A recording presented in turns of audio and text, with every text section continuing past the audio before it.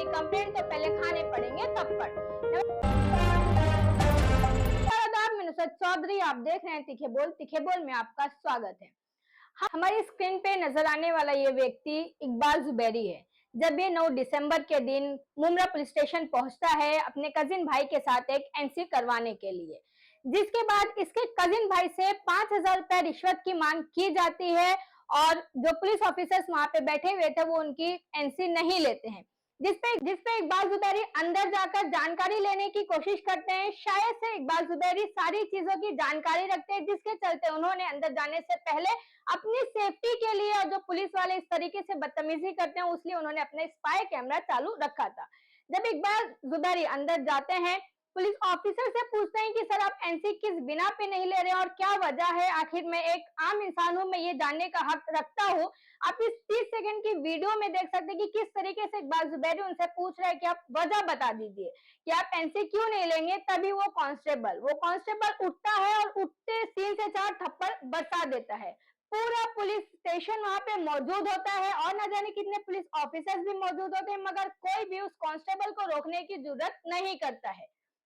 जिसके बाद ये वीडियो हमारे सामने आई, हमने इकबाल जुबैरी से बात की किस तरीके से इकबाल जुबैरी ने ऐसे कांस्टेबल्स जो अपने वर्दी की धौंस जमाते हैं, जो लोगों को डराते हैं, धमकाते हैं, और किस तरीके से उन्होंने इकबाल जुबैरी और उनके आसपास के जो भी लोग थे उन्हें डराया है और उनपे कुछ कहा इकबाल जुबैरी ने, वो आगे क्या कार्रवाई करेंगे ऐसे कांस्टेबल्स का जो अपनी वर्दी का कहीं ना कहीं गलत फायदा उठा रहे हैं। कुछ कहा इकबाल जुबैरी ने, जाने हमारे चैनल के माध्यम से। मैं नुसरत चौधरी, जय हिंद जय महाराष्ट्र। क्या नाम है आपका और क्या कहना चाहते हो आप? मेरा नाम इकबाल जुबैरी है। मैंने यहाँ आपको जो बुलाया है, मेरा एक 9 दिसंबर को रात में 11:30 बजे मेरे साथ मुमरा पुलिस चौकी में एक इंसिडेंस हुआ था। एक्चुअली मेरे कजिन के घर पे फैमिली मैटर था, उनके कुछ झगड़े हुए थे, तो मैंने उसने मुझे कॉल करके बुलाया था। तो मैं उसके घर पे नहीं गया, तो मैंने डायरेक्टली उसको पुलिस चौकी बुलाया। बोला इधर आ, अपनी सेफ्टी के लिए इधर जो भी है कंप्लेंट लिखा और जो भी है पुलिस अपनी कार्रवाई करेगी, उसके लिए मैंने उसे पुलिस चौकी पे बुलाया। तो 9 बजे के टाइम हम लोग मुमरा पुलिस चौकी पहुंचे। वहाँ पे जो ड्यूटी ऑफिसर थे उनको मैंने अपना जो भी बात थी सब बताया, क्या कंप्लेंट है, किस बारे में है, और कुछ वीडियो फुटेज वगैरह भी थे वो भी बता दिए उनको। तो वो ड्यूटी ऑफिसर ने हमारी बात सुनकर एक हवलदार कांस्टेबल जो उधर पे बैठा हुआ था उस वक्त ड्यूटी पर लिखने के लिए कंप्लेंट, उससे कहा कि आप इनका कंप्लेंट लिख लो। उसने हमें रुकने के लिए कहा। मैंने उस हवलदार की कंप्लेंट किया हूँ। वो हवलदार की जो कंप्लेंट किया हूँ, अर्जी में मैंने राजू पवार नाम डाला है। मुझे श्योर नहीं है, कंफर्म नहीं है कि उसका नाम राजू पवार है या कुछ है, लेकिन मैंने अर्जी में राजू पवार डाला हूँ क्योंकि मुझे ऐसा इंफॉर्मेशन मिली थी। तो बहरहाल मैंने जब वो कंप्लेंट के लिए हम लोग रुके रहे रात में, किस चीज की अर्जी डाली थी आपने? जो कांस्टेबल उधर पे था उस वक्त ड्यूटी पर, उस कांस्टेबल से जब हमने कंप्लेंट के लिए लिखने के लिए कहा तो उसने हमें बहुत देर 9 बजे से तकरीबन 11:30 बजे तक हमें रुका के रखा। रात के वक्त? हाँ, रात में। सैटरडे का टाइम था, सैटरडे था और 9 दिसंबर की बात थी। 11:30 बजे तक रुका के रखा। उस बीच में एक लेडीज भी आई थी जो गोवंडी की रहने वाली थी। उसके पास 3 महीने का बच्चा था। उसकी भी कुछ फैमिली मैटर था, उसका कंप्लेंट था, उसकी भी कंप्लेंट नहीं लिया और बहुत बदतमीजी से उससे भी बात किया था उस हवलदार ने। कजिन आया और तकरीबन 11:25 या 11:30 इस बीच में ही रात में वो मेरे पास आया और मुझे बोला कि एक कांस्टेबल ने उसे बाजू के कमरे में बुलाया और उससे 5,000 की डिमांड करा। बोला भाई, के कमरे मतलब कौन से बाजू के कमरे? जहाँ कंप्लेंट लिखते हैं उसी के बाजू में कोई कमरे में बुलाया, क्योंकि मैं अंदर नहीं था, उसने मुझे बाहर आके बताया। तो बोले, उसने बोला कि 5,000 की मतलब मुझे 5,000 रिश्वत दो तो मैं तुम्हारी कंप्लेंट लूंगा और सामने वाले की कंप्लेंट भी नहीं लूंगा। बोलता है गाड़ी चलाने के लिए पेट्रोल तो डालना ही पड़ता है। तो जो मेरा कजिन था वो मेरे पास बाहर आया पुलिस चौकी के और मुझसे कहा, मैंने कहा कोई पैसा वगैरह देने की जरूरत नहीं, ड्यूटी ऑफिसर से अपने बात की है, उन्होंने सब बता दिए है, तो कंप्लेंट लिखने बोलते हैं, चलो अंदर। मैं अंदर गया वापिस और जो कांस्टेबल जो ड्यूटी पे था उनसे कहा कि कंप्लेंट लिखो। तो बोले नहीं, कंप्लेंट नहीं लिखूंगा। बोला क्यों? बोले इनकी कंप्लेंट नहीं लिखूंगा। मैंने फिर पूछा इनकी कंप्लेंट क्यों नहीं लिखेंगे, इसके घर पे इनको ऐसा, इनके ऊपर कोई भी कुछ इल्जाम लगा सकता है, सामने वाला कुछ भी बोल सकता है, फिर क्या करेंगे उस वक्त, आप जिम्मेदारी लोगे क्या? तो बोले नहीं, मैं इनकी कंप्लेंट नहीं लूंगा। तो बोले इनकी वाइफ को भेजो। रात में 11:30 बजे एक लेडीज को बोलते हैं घर पे आओ, उनके भी 2 महीने 1.5-2 महीने का बच्चा है, उनका भी छोटा सी बच्चा है।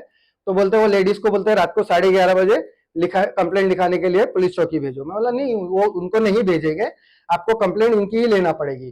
तो बोले नहीं लिखूंगा मैंने रीजन पूछा, जो आप मेरी वीडियो जो मैं अपलोड कर रहा हूँ और मैंने प्रूफ के एविडेंस के जो तौर पे, वीडियो आपने हमें दिया है, हाँ एविडेंस के तौर पे मैंने जो वीडियो सीपी, डीसीपी, एसीपी और सीनियर ऑफिसर्स के पास तो जमा नहीं हो पाई, बाकी जगह पे मेरी वीडियो मैंने सबमिट किया है एप्लीकेशन के साथ में।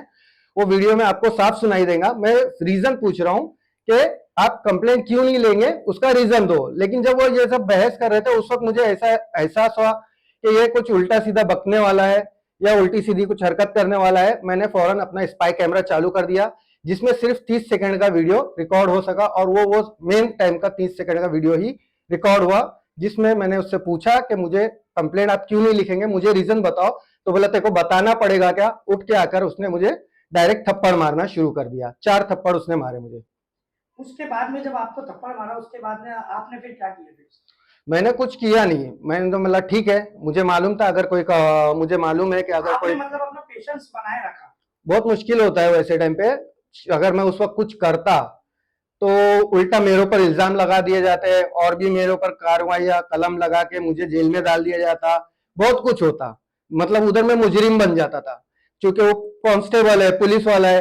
अब मुझे ये देखना है कि एक आम आदमी, जब मेरा वीडियो बनाने का मेन रीजन भी यही है कि एक आम आदमी जब पुलिस चौकी में जाता है, उसकी कंप्लेंट अगर नहीं लिखी जाती है तो कांस्टेबल के साथ क्या होता है, जबकि कानून आम आदमी के लिए भी वही है और एक पुलिस वाले के लिए भी वही है। जबकि देखा जाए तो पुलिस वाला ज्यादा रिस्पॉन्सिबल होता है, क्योंकि उनको वर्दी इसीलिए दी जाती है कि आम जनता के लिए जो कानून, जो लॉ है उसको मेंटेन करे, सही से जनता को सेफ्टी देवे।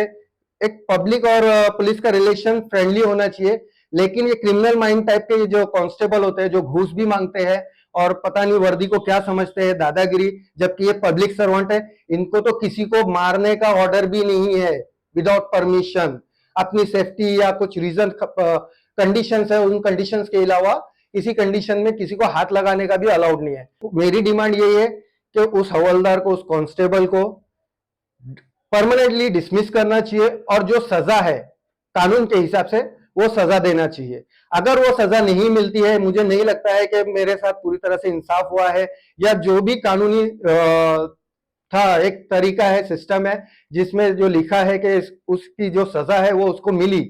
अगर मुझे नहीं लगता कि नहीं मिली तो मैं मैजिस्ट्रेट के पास जाऊंगा, आगे जाके कोर्ट में भी केस करूंगा।